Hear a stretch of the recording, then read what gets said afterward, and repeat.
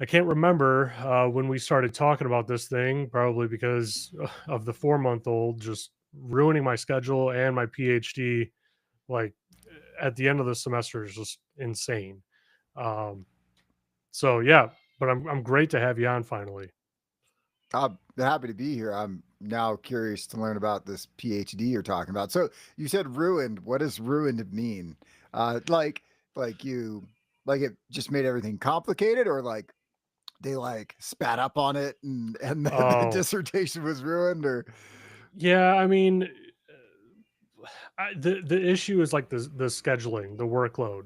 Like going into the PhD, it's really hard to understand what the workload is.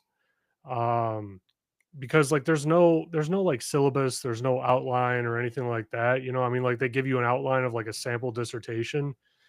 But like there's, two primary methods you can go about going to get your PhD. And then there's like 1,000 different templates out there for dissertations. And so your entire academic career, you are told like, hey, at week 8, you have a test. This is what's going to be on the test. You need to know all of this stuff, right? Week 4, you need to have this paper done. The paper should be on this topic. You decided the topic a long time ago and everything. In the PhD, there's none of that. It's okay, go figure out what you want to research and then tell us. And if we approve it, then go read about it and then come back and tell us how you're going to like test your theories, what your theories are. And then you go do it. And a couple of years later, you come back with your findings and hopefully we give you your PhD. is that so? That's and I apologize for being an idiot. You'll learn that's a recurring theme here. What? So that's how PhD. So like, there's no like course load for PhDs. Like I had no idea. No, it is literally so you have an end goal at the end of each course, but you set that end goal. So I didn't know this for the first year. I literally didn't know that's how it worked, and I was trying to like figure this all out. And then I finally got a chair that was like competent and whatnot. And he was like, no, you need to be setting like a goal for each semester and then work towards that goal. And me and you form a plan on how you're going to achieve it. I let you know if it's realistic or not. Um, so like it is completely out there. Like, at the beginning of the summer semester, my chair just asked me, what do you want to complete this semester? And I was like, well, I got to complete these 3 things. And those 3 things encompass like 70 pages of work. Wow. So so you have completed your PhD, or it's still in Oh no. progress, or oh no. Yeah, I'm Okay. working on it. Okay.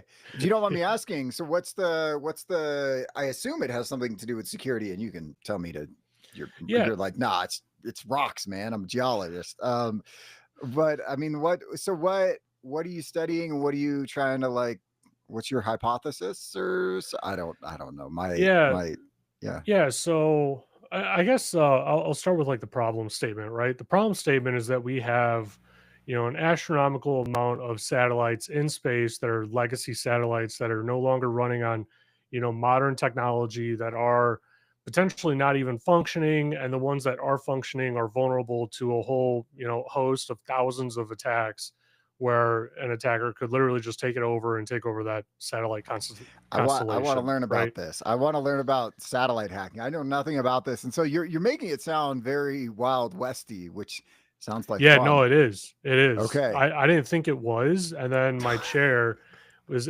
actually an Air Force employee moved to a Space Force employee, and he literally said all that he did every day was satellite security stuff. And he literally told me, he's like, there's no standards.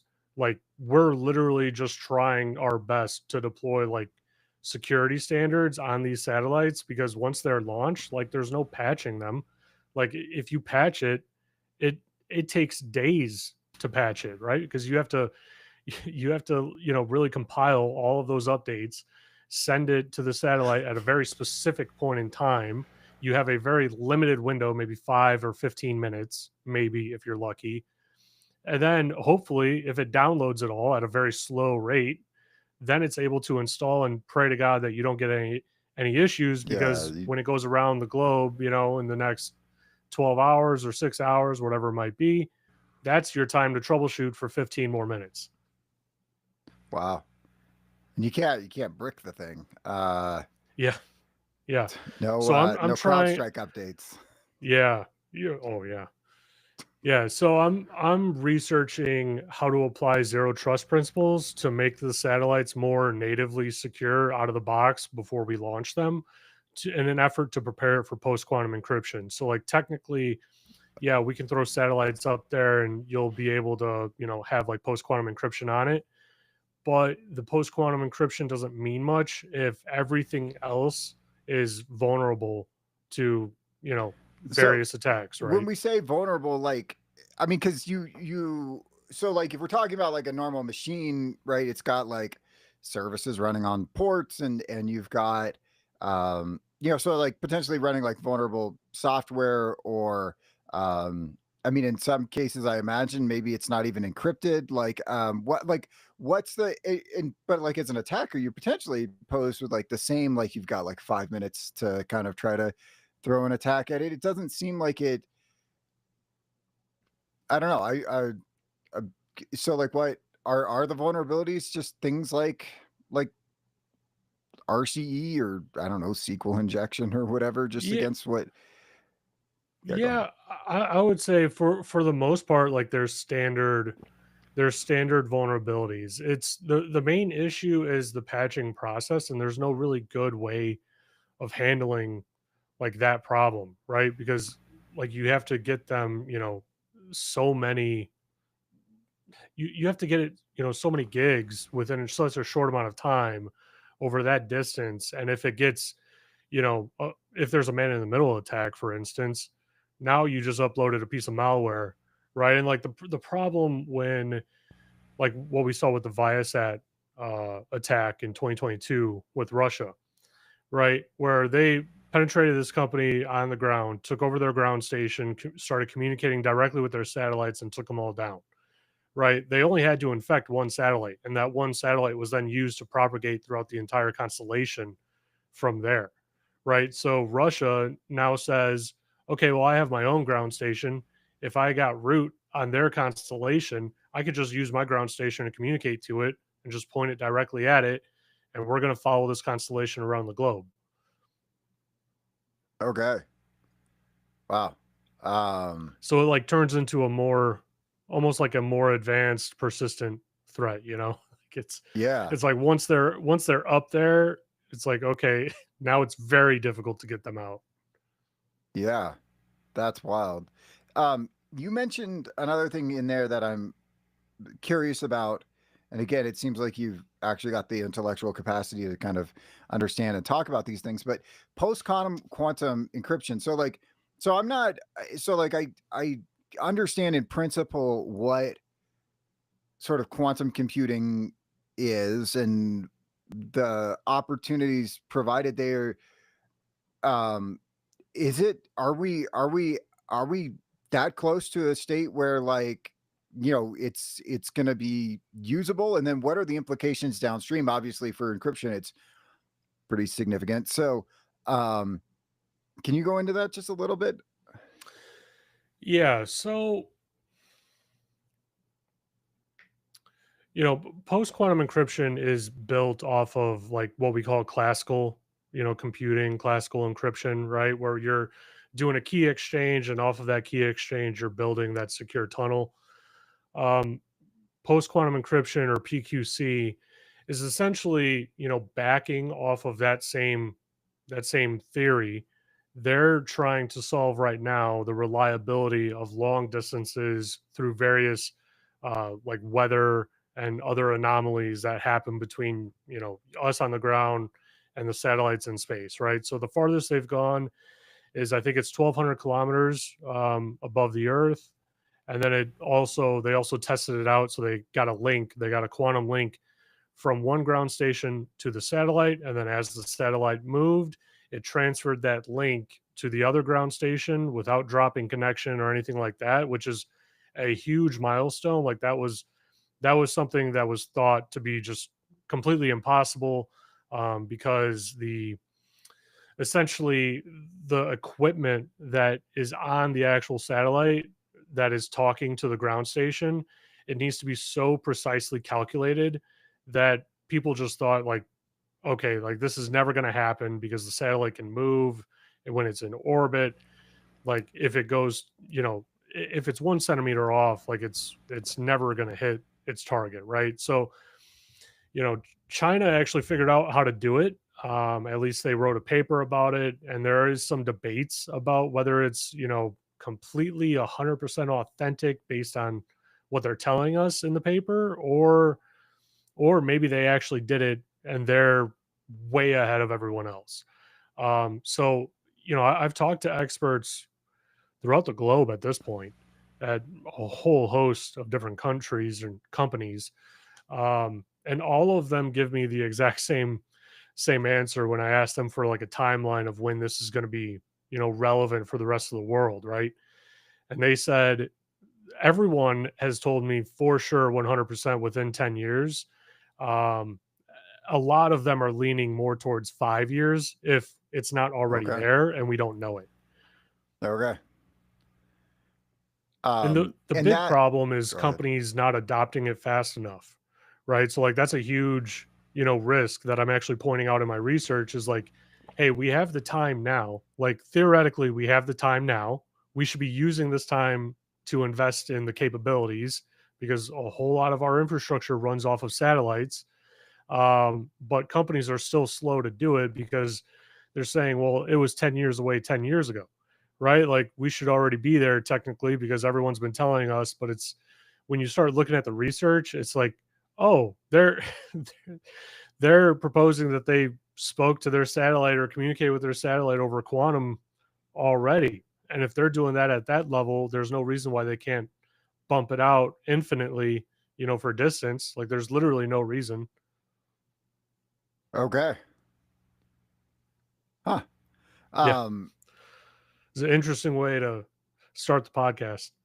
yeah, I mean, because you're just talking about things that, like, I mean, it's not every day that I get to talk to someone that's doing PhD research on satellites and quantum quantum encryption or whatnot. So, um, and when I say not every day, I mean there's been exactly Never. 0 days in my life that have been Yeah. prior to this one where talking about this kind of stuff. So no, that's fascinating. Thank you for sharing. That's really interesting. Um if you have like papers or like articles where like people kind of dumb it down for the proletariat, I'd be happy to try to digest some of that, or I don't Man, know. Anyways, I'll let you know if sorry, I I don't. find any because, Okay. I was literally, I think it was last week, I was thinking to myself, you know, okay, I feel like I have a good understanding of like the small amount of quantum encryption that I understand, right? And I was trying to think of like, what's the total knowledge base out there? Because I'm talking to way smarter people than me, people that, specialize in quantum. My PhD actually doesn't specialize in quantum. It's taking the quantum requirements of what it needs to actually work and then saying, okay, we can throw zero trust on it in these ways. And this is proven via this method that I worked through. Right. So, and well, I was thinking about like my level of knowledge with it, and I feel comfortable in my level of knowledge, but my level of knowledge is like 1% of what's out there at best. Probably me being generous, right? and, and I'm sure someone that's a quantum expert is going to listen to this podcast and be like, "Oh, he just explained quantum completely wrong." It's like, okay, well, you tried dumbing this down to like a fifth grader, or a high schooler, or you know what I mean? Like, I'm not saying Yeah, that you're yeah, at that level, but like being able to just talk about it with, normal people, like it's yeah, like almost impossible. yeah. No, I'd love to understand it more. Again, I don't want to take up all your time talking about this. Ah, So, um, sorry, I'll stop bogarting the conversation and let you do your thing. no, no worries. I mean, my audience is pretty much used to it at this point that, this conversation, this podcast will go wherever it wants to go, and there's no telling where it will go. But Grant, why don't we start with telling your background, right? How did you get into IT? What made you want to go down the security route, right? Like, tell me what that looks like for you, because everyone's path is so different, and I always start everyone off there, primarily because not only do I want to hear it, I want to understand your story, but if there's someone else, in my audience, right, that's watching the episode, that's listening to it, and they're contemplating getting into IT or security or going down that path, I found that it's always helpful that if you could just find someone else that went down that same path with a similar background, you can hear, okay, maybe that's possible for me, right? And it gives that little momentum that they need to get going. Yeah. Um, sure. So I've been in cybersecurity for a little over 13 years at this point, mostly like application security. Um, and as for how I got into it, I think like a lot of us in security, kind of tripped and fell. Right. Like, so I always, like to do things with computers. Like I built my first computer when I was 10 or something like that. And so I was always doing stuff with computers, overclocking and like, cause you're playing games with friends and, you gotta, I couldn't afford a nice GPU. So you gotta like milk everything you could out of it. And so you're always, so like there's a little bit of like the hacker, mindset in that, you're like physically trying to like overclock the RAM and you're like up in the voltage and seeing just where it'll break and just how hot it can get and like what if I do this other thing. And so you're so you kind of already was like playing that. And then in high school, um we mess around with different stuff on the machines there just to be able to play games or be able to go to sites that they didn't want you to go to, and nothing like horribly nefarious, but like there's a lot of sites that would just be like blocked for whatever reason. And um so um so yeah, just kept doing that. And I actually went to college for communications, or my majored in communications. I thought I was going to work in like marketing or HR. um I don't know what I was going to do, write stuff. But yeah, so I graduated in '09, which happened to be, for those that are fans of history, a bad time to graduate. There weren't a lot of jobs. And so kind of just was kind of lost for a few years while just trying to figure things out. And then a buddy that I used to play games with and went to high school with, he was like, he got a job at White Hat Security through like a Craigslist ad. Like I didn't know like real jobs were on Craigslist. And he told me to apply. He was like, you could do this, you could figure this out.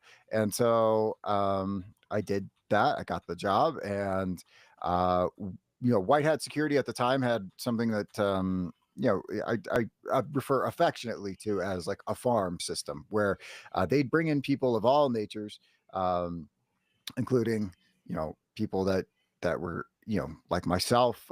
There were people that had gone to like culinary school. There were people of all walks of life that they'd bring into this group that they called the TRC, and they'd kind of train them how to do application security, and then they'd turn them loose on web apps, and you'd go do your assessments, you'd configure the scanner, you do some people churned out, but some people had successful careers out of it. Anyways, long story short, that's how I got into security. I did that for a while, um, and then I eventually landed at Bugcrowd, where I was for the last 10 years, where I worked my way up from doing triage and validation all the way up to when I left, I was the VP of Ops, so I oversaw at different points support, customer success, hacker success, services, pen testing, a number of other teams that I can't quite recall at this moment. But so did a lot of different stuff and had a lot of different opportunities. And then after I left Bug Crowd, I was like, okay, what's next?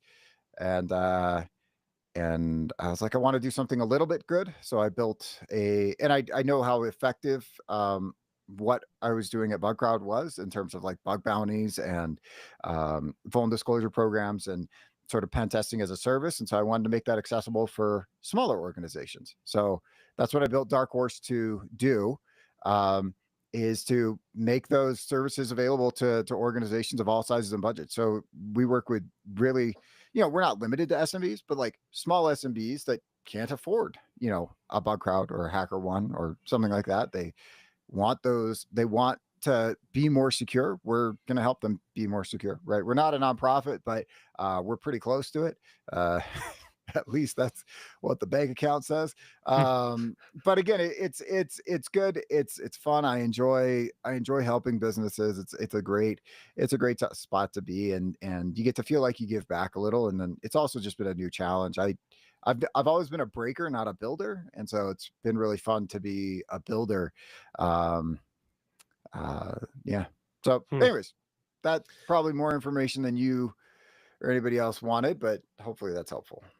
No, it's really helpful. It's a fascinating journey, and I say that because actually recently I was talking to a friend who's the director of like offensive security at a professional services firm, and I was asking him, what offensive certs he has, and he listed them off, probably like four of them or something like that, and I I I think I like forgot that I was getting my PhD at the time, and I was like, man, I want to start like studying for my OSCP, right? Like I want to get a little bit more active on the offense side. And he goes, dude, you got enough with your PhD. Wait till you graduate, man. I'm like, oh yeah, I got that thing going on. I can't imagine what it's like to like do the PhD thing. It sounds kind of fun, honestly, but it's probably not. It's It's probably like the OSCP where it sounds like fun. It's not. it's once I think once you get into the rhythm of it, and you are studying something that you're passionate about, which is usually the case for the PhD, or at least it should be, it's a little bit easier to actually do the work. And especially with what I've been finding with like LLMs. So I use Grok pretty heavily to like give me very good research articles and papers just right off the bat because I found out early on Google is just completely useless when you're trying to like find research articles, or I mean like it is completely useless. And then I went to ChatGPT and it would hallucinate more than anything else, and it would just give me out of like 20 articles, 15 of them were completely fabricated, and I'm just sitting here like I can't, like I'm What? not making any progress, Huh. So, Grok, huh? What about Yeah. Claude? I'm just intellectually um curious because I'm spending a lot of time with LLMs. We're building some LLM stuff. But yeah, go ahead. Yeah, I haven't used Claude that much, but I'm actually going to start here in a couple months when I start like building out my AI model and whatnot because I'm not a developer, right? So, but I can read code, I can understand it, and work my way through it. At least I know how to do that. So as long as I have something that's like prompting me to go down that path, even if it's a incorrect path, at least I have something in front of me. I think it'll be helpful. So I'm actually going to put what I get from Grok up against Claude and see what actually Okay. works because I actually just upgraded my desktop literally for running this model because I I Oh, no put my way. specs I put my specs into Grok. I had a RTX 3080 and I put my specs into Grok and it said, "Oh yeah, it's going to take a month to run all of your tests. Like it cannot run into errors." I'm like, okay, what if I go with a 5080? And it said, "It'll take 24 hours." Okay, Oh, I guess I'm wow. upgrading. Like, That's because I crazy. can't I mean, risk the a month, 3080s, you know? their 3080 is still very capable. I didn't know that was Yeah. that big of a step change between 3080 and 50. I think, I think on like the gaming side, they're very similar. But when you start using like the actual CUDA cores and whatnot, that's when it like is completely separated, which 90%, 95% of people aren't going to be using it for that. Yeah. So what model are you running that through? Because I mean, I ostensibly that's not going through Grok because Grok you can't necessarily. You can tell me I'm wrong. I don't know if is there like a mini version of Grok that you can like run locally, or are you running that through like what what what uh what LLM are you using locally? If you don't mind me asking. So I'm actually not using an LLM locally. I need to start. I want to. But how essentially it's gonna work is it's gonna run through PyTorch. PyTorch is gonna, generate like a satellite constellation, a fairly small satellite constellation, like 100 satellites, right? And in this simulation, and then it'll start launching, different attacks at it using like industry tools and start working through it like that, trying to enumerate the network and all that sort of stuff. And then there's a whole bunch of different modules in the code that have like different security features. Like one is activating TPM 2.0, seeing if that works, right? If it prevents different attacks, and then separating out the network, adding in microsegmentation using like OpenZD to go in and apply it to the satellites, separate out the network, limit the access, all that sort of stuff, right? So it's simulating all of that within PyTorch. The LLM is more of really the LLM is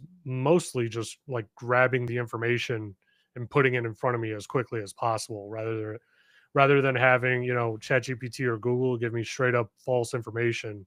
At least Grok most of the time is giving me something real. Got it.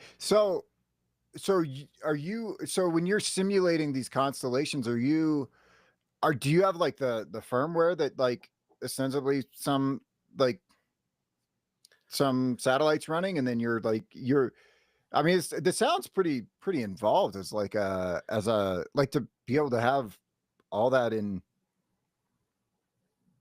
I'll let you go. Yeah. Yeah. So that's like the last phase of my actual research, really. So it's kind of broken up into three phases, and it's designed like this to eliminate as many questions later on down the line that I don't want to answer, right? So the first phase is actually talking to different experts in the area of, post quantum encryption, satellite security, zero trust, though primarily those three domains, right? Those three specialties, and getting their feedback on some leading questions towards my research. Not even telling them necessarily what the research is, but it's very leading, in the way that I ask them and whatnot. Um, Not to like get a certain answer, but to get a answer about a very certain thing without giving them specifics, essentially. And then the second phase is the model phase that I just explained to you using PyTorch. And then the third phase is actually me buying a CubeSat for, I don't know, I think it's like $1,000 or something, buying a CubeSat, deploying their own firmware on it, and then deploying my security stuff on it and throwing attacks at it to see if it still What holds up. what's a CubeSat? Sorry. Yeah, CubeSat is probably the most common form of a satellite. Typically, like when you say satellite, you think like, okay, it's as big as my garage. Like, I can't have one at home. Why would I ever have that? That's actually like very few of them. Like the imaging satellites, yeah, they're really big. But communication satellites are typically, anywhere from like 3U to 12Us. It can go bigger than 12Us, the same, like server rack, sizing that we use. Okay. It's the same theory with that, right? So most of them are between like 3 and 12Us, I think it is, um, in size. So it's pretty reasonable. So I'll just get like And a 3U CubeSat and go from there. Okay. And you could I again, I'm just, all this is new to me. So like there's like, sounds like a company that just like manufactures things that are built for space, and then you throw your own firmware, whatever you want on it. Yeah. So that's ostensibly how people are putting stuff into space. They're kind of the same way they put stuff on their network. Okay, I'm starting to see where the problems lie. Yeah. Uh okay. Essentially people will buy these CubeSats to like test out their stuff, and they'll be like, okay, it Okay. mostly works.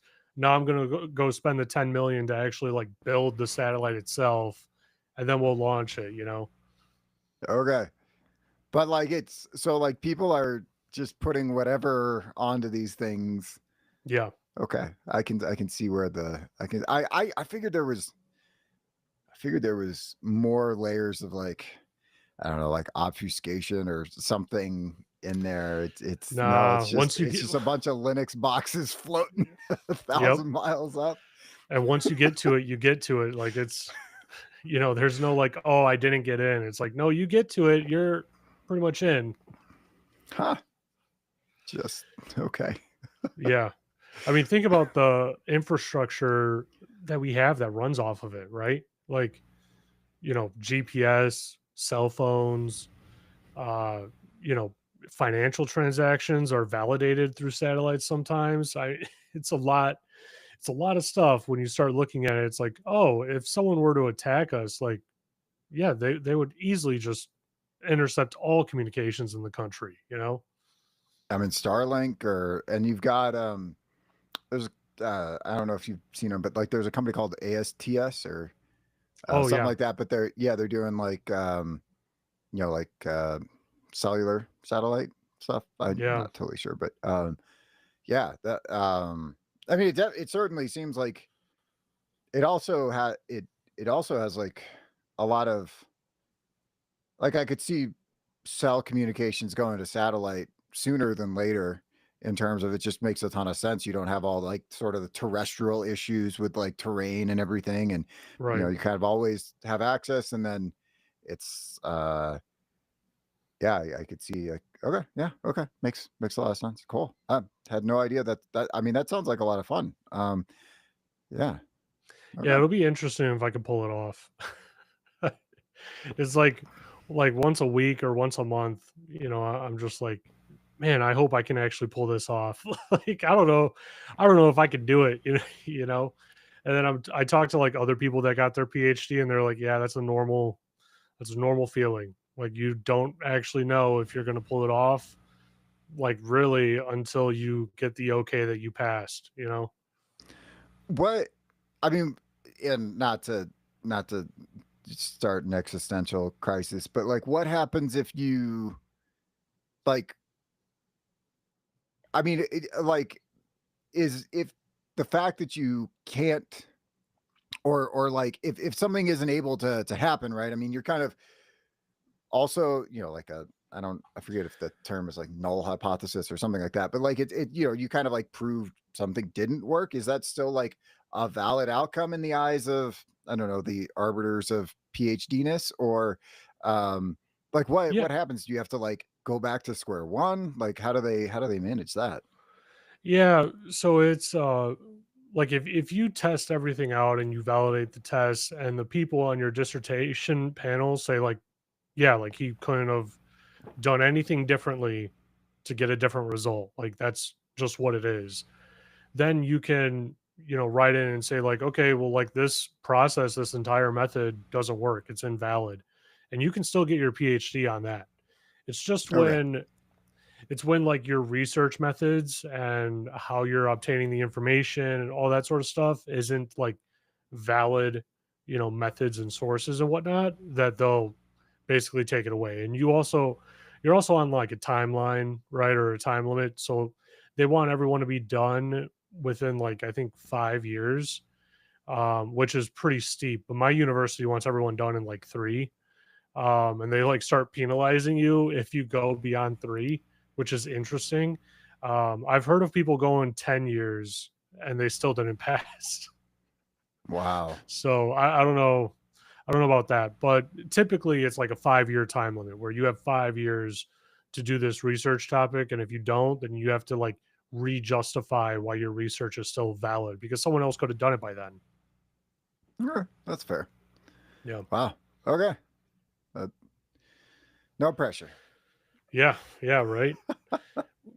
at least at least learning that I can be wrong and still pass, that gives me a little bit of comfort because I can be wrong. Like, you I'm know, pretty good at it. Yeah. right, right. So, Cool. to kind of circle back, right, to your background, you talked about tinkering, which I just did a whole lot of that with my own desktop. It was very Yeah, frustrating. The RAM doing was the CUDA situation, man. I did that. Oh man. yeah, the RAM was like I put the RAM way too high and the timings were off and my computer was crashing just nonstop. I'm like, okay, fine. It has to go down, But I remember in the early beginning phases of my career, like I was super curious too. And I was like, I wasn't just a tinkerer, like I was definitely a professional breaker of things. Um, at the company that was lucky enough to have me, I say, I say that, you know, as a joke, obviously, but it was interesting though because I approached it from how would a user interact with this product, right? Because uh, the background is I was on the support team for a enhanced 911 application, right? That gave like exact information of where someone was when they dialed 911, something that didn't really exist prior to this solution, not to the same level and whatnot. And so I would just go through the solution and use it like my users would use it. And I would run into all these bugs. And I basically turned into like the support team QA person because I would always run into the most random problems. And there was like a policy on the support team. Like if you're running into something that makes zero sense, you've never seen it before, and if the engineer's never seen it before, just take it to Joe. Joe probably has notes on it. He'll walk you through it. And like, like 8 times out of 10, you know, it was actually valid. One time, a coworker of mine was trying to do an upgrade on a Linux server that had SE Linux enabled on it, and it was like fully deployed. Like I fully deployed it for them because they needed it, fully deployed. They thought. So I went and configured everything. It was configured properly, and he went to try and do an upgrade, brought everything down, couldn't bring anything back up, and it was getting blocked. And 2 hours later, he like reaches over, my desk, and he's like, "Hey, have you seen where like all this stuff fails? Like it just won't start." And like the engineers were stumped and everything. I was like, "Yeah, I've seen that. What customer?" And he told me, and I was like, "Oh, well, did you turn off SE Linux?" He goes, "No." I was like, "Yeah, you need to turn it off, and here's the 20 commands you need to turn it off."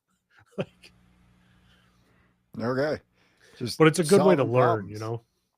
Yeah. Yeah. That I mean that kind of mirrors some of the stuff that I did early bug crowd, right? Where I just even actually at the end too, like I just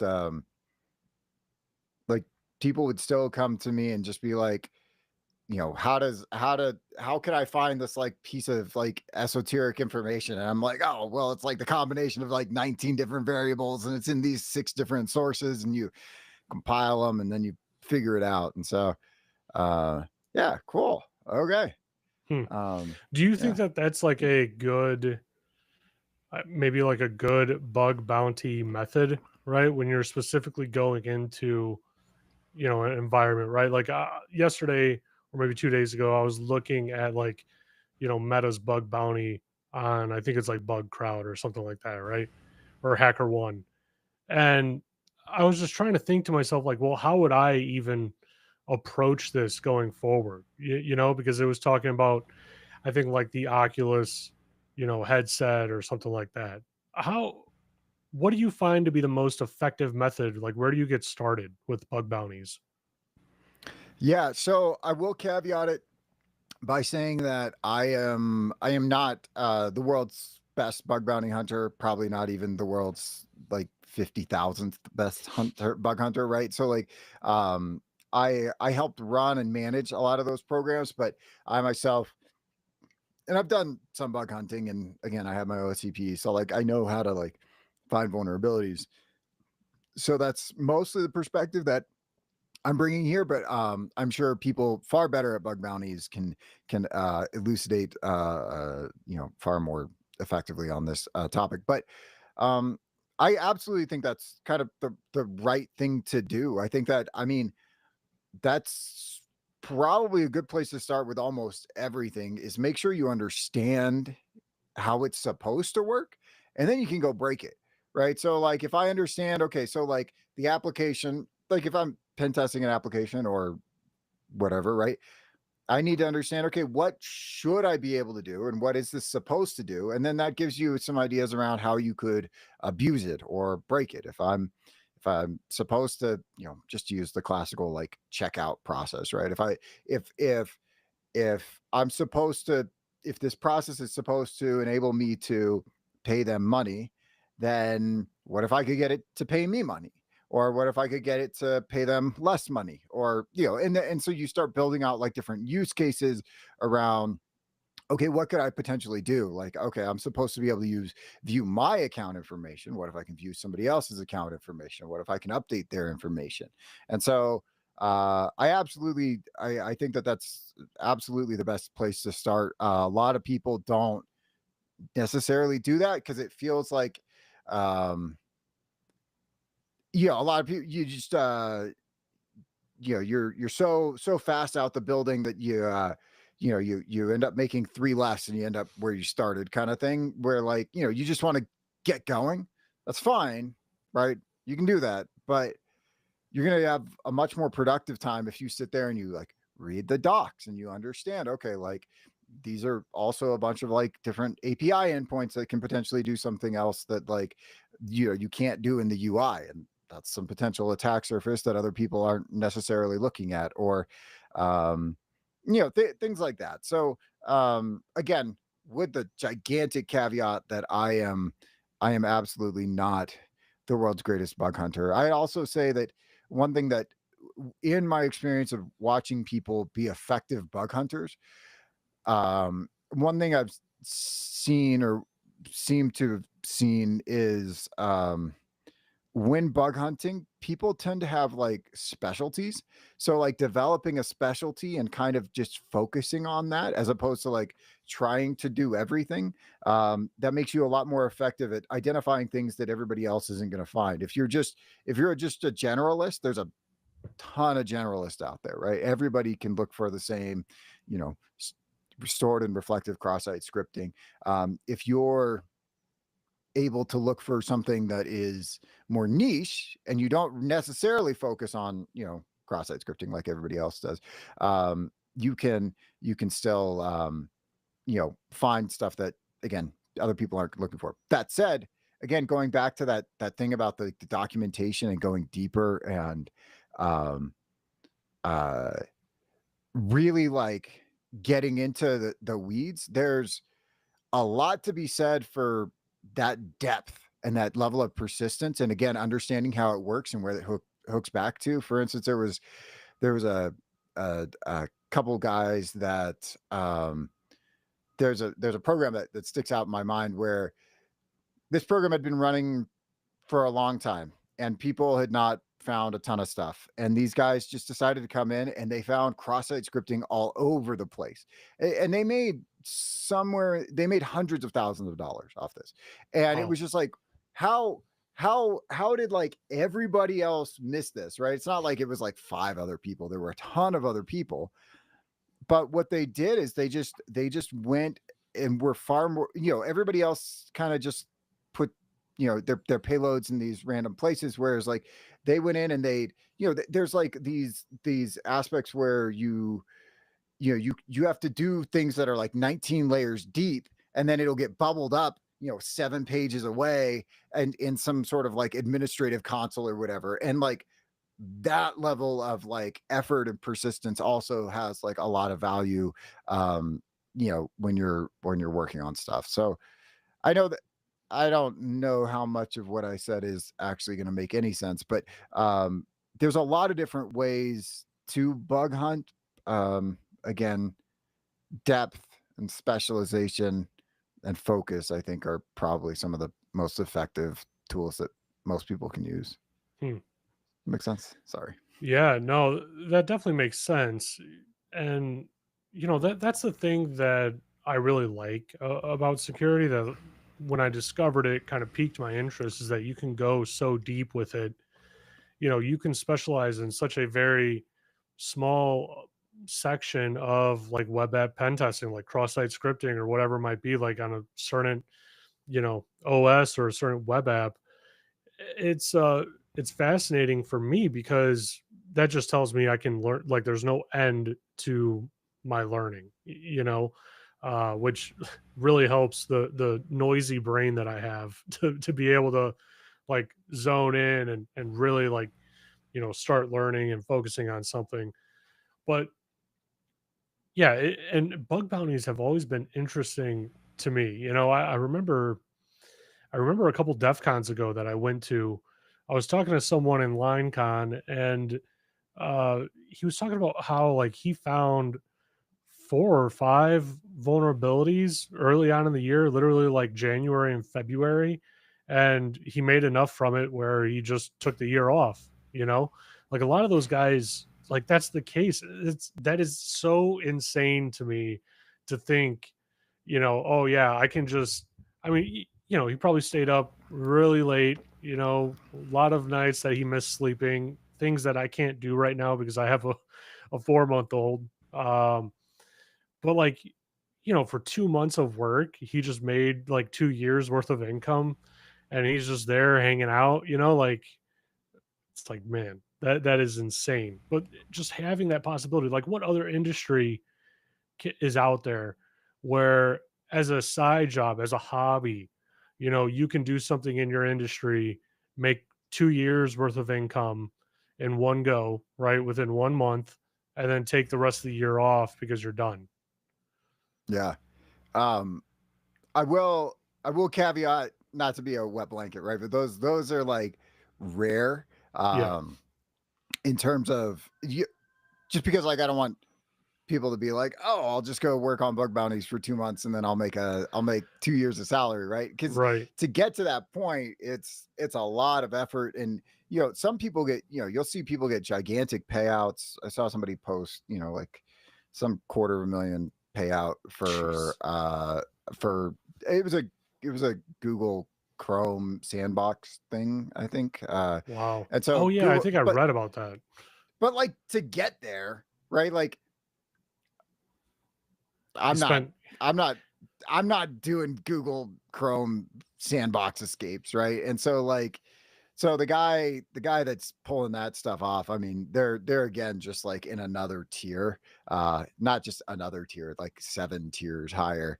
And so but it's absolutely possible, and I agree. There's no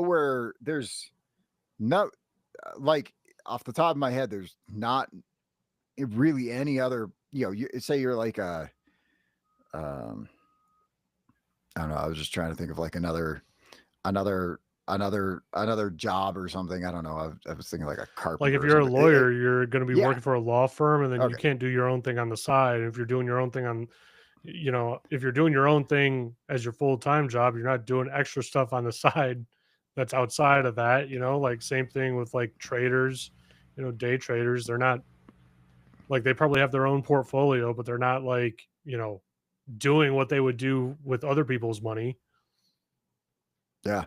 So I completely agree. I think bug bounty is a really incredible tool for organizations and for individuals too. It's also been like it's been like we'd see a lot of, people's lives changed by it, right? I mean, obviously the individual you just mentioned, but you got people in developing countries too, where you can make just way more money than you could make locally, and so like a lot of people there will do it full time. It's got ups and downs, right? Just so we're super clear on like it's Right. it's certainly got a lure, but you can also go through like some deserts and not find anything for months or years, and that's a lot tougher to kind of handle, and it's so but I anyways, just wrapped agreement.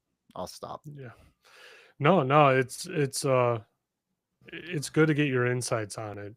So, when you went and started your own company, tell me tell me about that, right? Because I guess it obviously it would have been, I mean, we weren't recording at the time, but you didn't have any kids at the time. So it was probably, did it like even register to you like as a risk, or like just walk me through that process of starting a company? Because I think right now, right, I'm thinking through it myself. Should I like do my own thing full time, or what does that look like? And I'm sitting here and it's like, no, you idiot, you have 2 little kids. Like, you need a stable income. You don't need to be an idiot right now and go start a company and not succeed. Yeah. I mean, a couple pieces. One, um, I I kind of saw it. So like, there's been a couple points in my life where like it's been kind of now or never type Mm, situations. And so this is kind of another one of those. Just to give you some examples of past ones where um, I was like 26, 24, 26, some number at when I was at White Hat. And and I decided to leave. I just bought a one-way ticket to Southeast Asia, and I was just going to go backpack around Southeast Asia because I'd never traveled internationally. But intellectually, I knew that if I didn't do it then, I may never do it again. Right. So like, and I feel like my now obviously I self-fulfilling prophecy kind of situation, but like I don't think that I could pull that off now. And like, and then I had that decade at Bug Crowd, right, where like I couldn't have pulled it off anytime in between there. And so those 3 months ended up being like a whole year of backpacking all around the world and doing a bunch of stuff. And so, and I'm super glad I did it, right? And it was fantastic. And so, but again, just kind of, it's either now or never. And so, same thing with COVID. During COVID, I've always wanted to kind of live out of a travel trailer. I don't know. I'm like I'm a little bit of a vagabond at heart. And so I just bought a travel trailer and went around to like national parks working remotely. And it I loved it and it was great. And so but I got I did that when I could because I wasn't sure when anyways, stop belaboring the point. Same situation here where I didn't have any kids at the time and or any sort of expectation of a child coming into the picture, and so I knew that like this is one of the least risky points in time for me to if I was ever going to try to build my own thing, it would be this or it would be now. And if I was ever going to try to build something and I was going to be successful at it, I have 13 years to back me up here. So like I don't think there's going to be another point in my career where I have like 13 years of experience in like a field that like I'm pretty dang good at. And then on top of that, I had a high degree of confidence that um I know what people are paying for this in market. I know what people, I know people are paying for it in market. And so I know that there's no reason why I couldn't sell this. It was a confluence of those things where I said, okay, like so like it was very intellectual as it were, right? Like it's not it's less of so it wasn't like an emotional decision, right? Where like, I it was just like kind of spur of the moment. It was like, okay, like this is pretty data driven and I feel fairly safe in doing this. And if it doesn't work, I know I can eject, right? And I'll go run customer success somewhere or I can find another role. Reasonably confident in that. I don't want to misspeak. Who knows? Maybe I couldn't if I actually tried. But so yeah, so that was kind of the intellectual process behind it. Would I go do it right now? If like it was right now, I probably wouldn't. Um, so I don't know. yeah, Am no, I saying any words that make sense? yeah, you're saying a lot of Sorry. things that make sense. It's that's so true, and everyone always thinks, oh, I got time. I'll do it later. I got the time to do it. I'm only 20, right? 23, 24. I got the time to go and do something like that, right? And it's I always tell people you have so much less time than what you think. One, you don't know when you're gonna die. I mean, that's just a point blank fact. You don't know when you're gonna die. At least 9.9 of us out of 10 don't, right? Um, and like when you're young, that's when you need to be taking the risk. If you don't have a family, if you don't have anyone depending on you to pay the mortgage or provide in any way, right? Like I think back when I was in my 20s and I studied abroad in Germany, and I mean that was like the best. time ever possible. I mean, I got all the partying that I could have wanted out of the way. I traveled across the globe alone to a Nice. country that I'm not familiar with. I spoke a little bit of the language at the time, but you know, like it was a challenge for me. You know, not as extreme as Asia. I mean, I couldn't imagine doing that, right? But it's still like you have to execute when you have that time, you know, and that makes a lot of sense. And I feel like people forget that. You know, they always think like, oh yeah, kids will be down the road. That's 5 years away. It's like, okay, well, yeah, that's 5 years away, and you're talking about doing something for an entire year. What are you gonna do like in between? You think that you're just gonna take a little baby on the road? Like trust me, 7 days in, you're not gonna want to leave the house. Like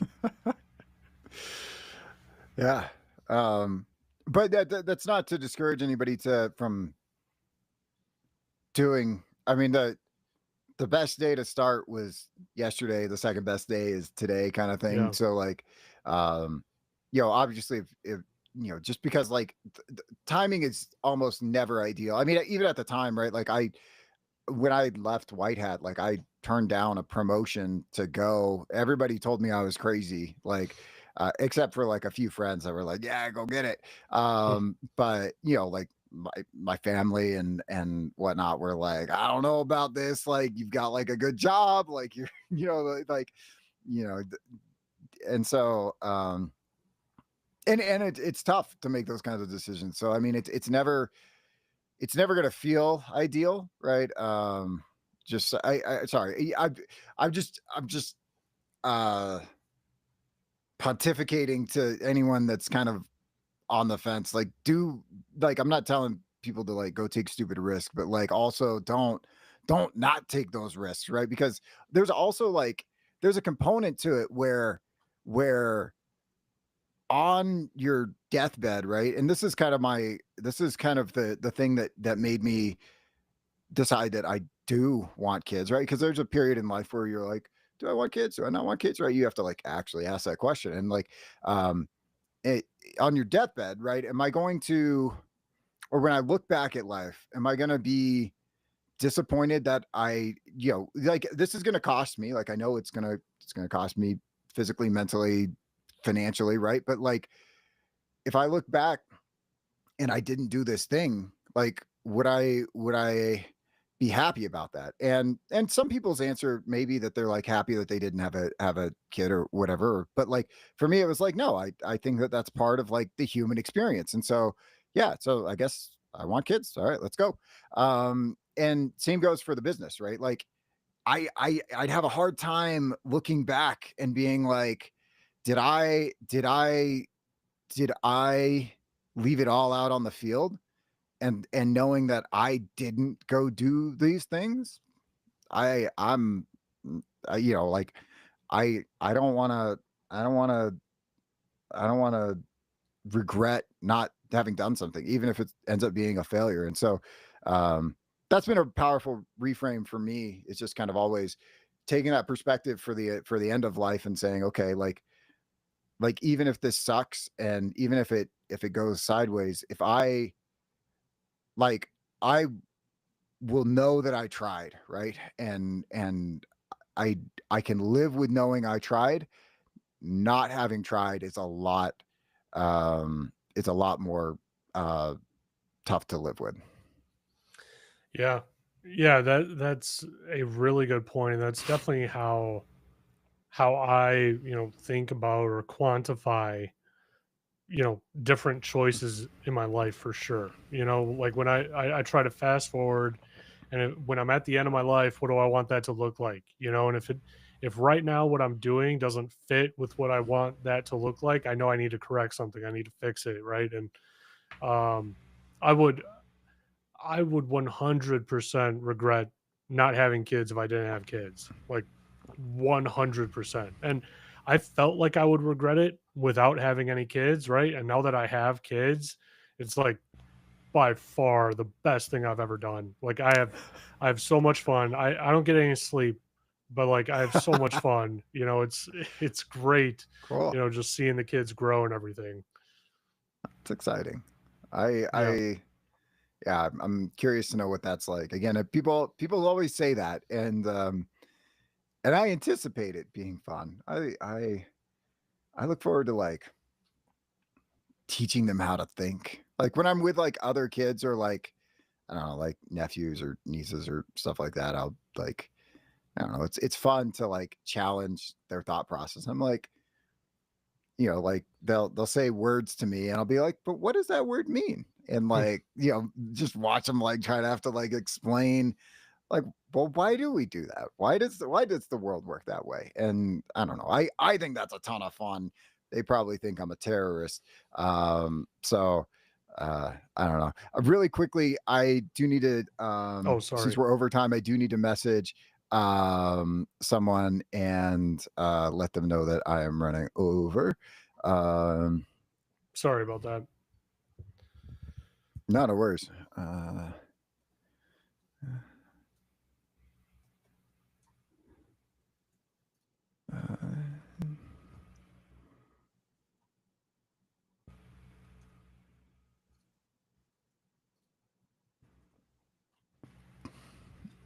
okay.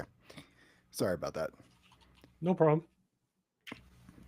I don't know if you want to leave that in the unfiltered part. I mean, we'll see. Right. I don't really care.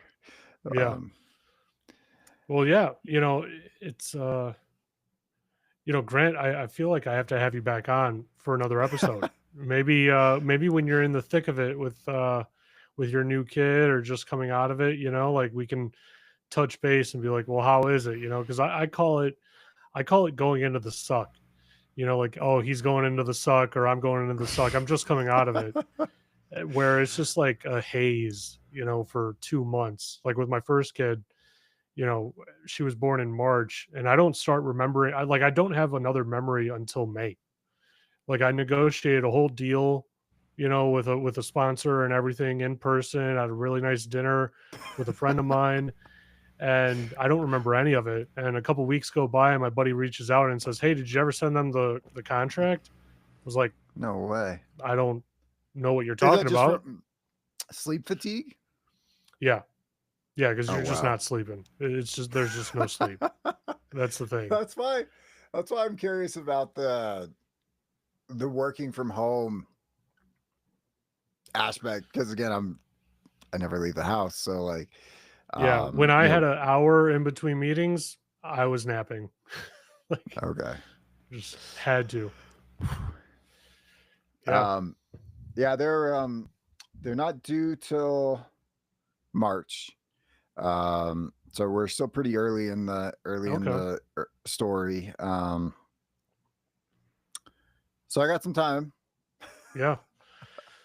A but little bit. that You time have will less go time than you quickly. think. Yeah, I you have less yeah, time than you yeah, think. I believe that. Yeah.